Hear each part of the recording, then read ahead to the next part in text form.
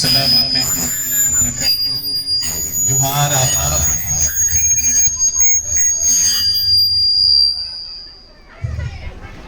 ये हमारे लिए खुशबख्ती है कि हमारे दरमियान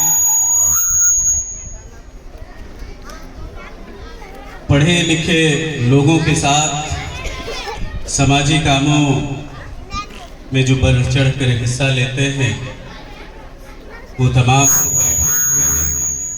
हमारे दरमियान जामजोरी पंचायत के मुखिया कलाम साहब, बुद्धोड़ी पंचायत के मुखिया वर्मा जी, मुफ्ती सईद आलम साहब, डॉक्टर शीश इदरीस फहमी साहब जो दिल्ली से तशरीफ लाए हैं, एडवोकेट फरदीन साहब मेहमानी खुसूसी के हैसियत से तशरीफ लाए हैं। इस पूरे गांव के और इलाके के जो भी लोग तशरीफ लाए हैं वो तमाम लोग वाकई काबिल मुबारकबाद हैं। मैं ज़्यादा नहीं, सिर्फ 2 से 3 बातें कहूँगा कि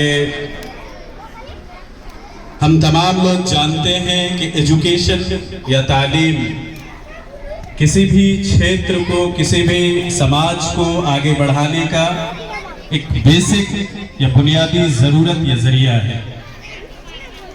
ये हम तमाम लोगों के लिए बहुत अहम है। ये खुशी का महोत्सव एक तरह से कह सकते हैं, सेलिब्रेशन का टाइम है कि विद्या ग्लोबल स्कूल का इफ्तिताह आज हम तमाम लोगों की मौजूदगी में अमल में आया।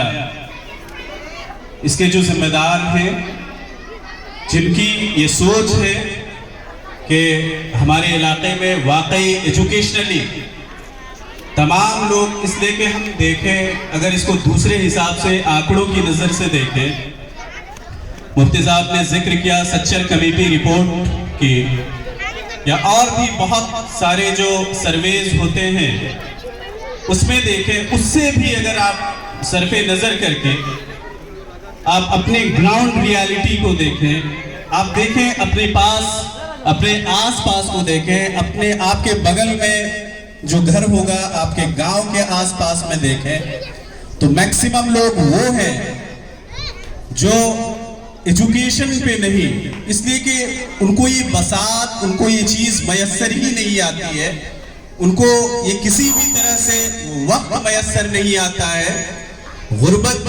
गुर्बतो अफलास की ऐसे मारी हुई अवाम होती है जिनको, इसलिए कि हम तमाम लोग ये कहते हैं कि जब पेट भरा रहता है तभी आपकी अक्ल भी काम करती है।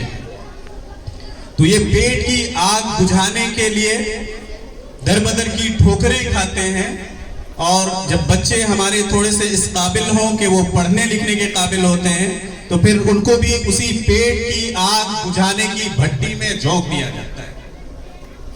यानी हमारे सिस्टम ने,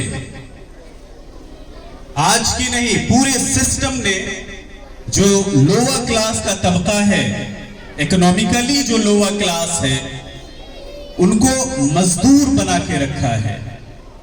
उनके यहाँ से आज हमने कुछ केसेस जो बाहर के स्टेट में होते हैं, महाराष्ट्र है, तमिलनाडु है या और भी जगहों पे, कि बिहार, झारखंड, बंगाल के लोग यहाँ काम करने आते हैं।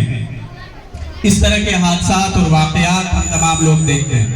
इन सब चीज़ों की ज़रूरत क्यों पड़ती है कि हमारे यहाँ के लोग जाके मुंबई में, पुणे में, महाराष्ट्र में, तमिलनाडु में, केरल में या और भी मुख्तलिफ जगहों पे, दिल्ली में तो एक बस्ती आबाद है।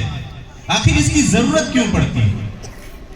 इसकी जरूरत इसलिए पड़ती है कि हमारे सिस्टम ने, हमारी सरकारों ने, ये कहने की बात तो नहीं है, समझने की बात है कि हमारे सिस्टम ने हमें, या हमारे जो लोअर क्लास के जो लोग हैं उनको सिर्फ मजदूर बनाने के लिए रखा है। वो मजदूर पैदा करने के लिए खुद मजदूर होते हैं, अपने जो आने वाली नस्ल है उनको भी मजदूर ही पैदा करते हैं। मैंने बहुत पहले एक अफसाना पढ़ा था, उसमें एक लाइन थी, उसमें एक वाकया है कि एक शख्स वो पढ़ते लिखते बहुत बड़ी फैमिली का एक लड़का था जो पढ़ लिख के यूपीएससी उसने क्रैक की। वो जब यूपीएससी की तैयारी कर रहा था उस जमाने में उसमें एक छोटा सा लड़का था जिसको हम लोग छोटू कहते हैं, जो होटल में मिल जाएगा, अखबार बेचते हुए मिल जाएगा या रेवड़ी पट्टी या उस तरह की जगहों पे मिल जाएगा, जो छोटी मोटी चीजें मोजा बेचते हुए, आइसक्रीम बेचते हुए मिल जाएगा। उस तरह का एक लड़का था जो किताबें बेचता था, मैगजीन बेचता था।